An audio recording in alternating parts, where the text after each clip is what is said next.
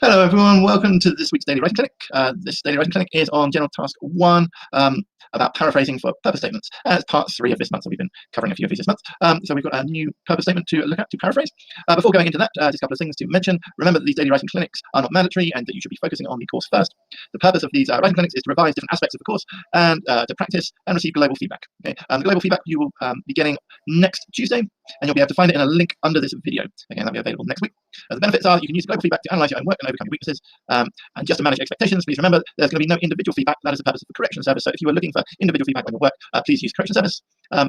And then please post any answers to the tasks that said at the end of this Daily Writing Clinic in the comments under this video. Okay. So with all that said, let's get on to have a look at this week's question. So this week's question says, you arranged to visit a friend in Canada, but an important event at home now means that you must change the dates of the visit. Write a letter to your friend. In your letter, explain the important event, apologize for the situation, it's just a new arrangement. Okay. So as we have highlighted here, this is the main question that we're going to be looking at. So as always, the very first thing we have to decide on is it formal or informal? Obviously, this is going to determine the language that we use. Remember, if we make any errors with the type of language that we're using, we can't get above band 6 task response. So it's very important to identify, is it formal or informal? And here we just look at who we're writing to. It says, write a letter to your friend. We see friend, so we know that it's informal. So if it's informal, that means we're not going to be using formal language. On top of that, we've got to make sure that we use contractions whenever possible. So looking at this question, the question statement says you arranged to visit a friend in Canada, but an important event at home now means that you must change the date of your visit. Really, the first question we need to ask ourselves, remembering it's a purpose statement, so we're trying to talk about the purpose. Why are we writing this? So are we writing this to inform the person? Are we writing this to ask the person? Are we thanking the person, complaining, apologizing? So personally, if I'm looking at this, I think it could be, we could approach it in a couple of different ways.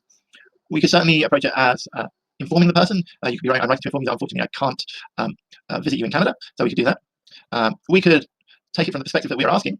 We could say, I'm writing to ask you if we can change the date of our visit to Canada because something's come up. We're not writing to thank, so that's not a problem. We're not writing to complain, so that's not an issue here. To apologize, you could, again, take it from the point of view, I'm writing to apologize that unfortunately I can't visit you when we had planned, so we can take it from that idea. So there's three kind of approaches we could take to this. We could either use the inform approach, the ask approach, or the apologize approach. Now, on to the most important thing is what words can we find synonyms for and how do we replace them? Remember, the most important thing to think here is that if you're not 100% sure of a synonym, don't use it. Accuracy is the most important thing. And also remember, we do not have to find a synonym for every single word. So one word, obviously, that's going to be sticking out here that we cannot find a synonym for is Canada. Canada is Canada. We're not going to be starting to call it the country above America. So obviously, there are certain things that we're not going to find synonyms for. So important information here. I would say that you've arranged a visit in the past. Again, it's to a friend, it's to Canada, so these things should be mentioned. There's an important event, so that's important. At home is also important, and you have to change the dates of the visit, so that's all these things we're going to need to include. So some words that we could possibly look at. So here we have arranged. If we want to arrange it again, then we can possibly use the word rearrange. So that could be something we use. So I would like to rearrange our visit, or rearrange instead of a visit.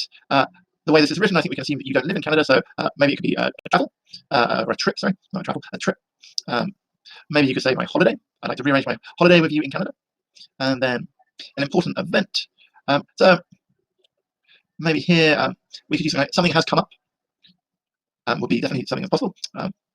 At home, again, home for me is, I don't think in this context is a great synonym, so maybe you guys have come up with one, but for me, when I look at home in this context, I wouldn't so much be thinking that a home would be something I'd be looking for a synonym for, so I would probably just keep that in there. As I said, we don't need to find synonyms for everything, so unless you're comfortable finding a synonym, move on. We need to talk about changing dates, maybe we can talk about altering the dates, rather than the date of the visit, when I'm going to visit, when I'm going to come and see you. So these could be ideas of how we could come up with synonyms for that. Remember, you don't have to use any of the words that I've just used, but these are just some ideas. So as I said, one idea was I'm writing to inform you that I need to rearrange my holiday to Canada to come and see you because something's come up at home and I need to alter when I make the trip.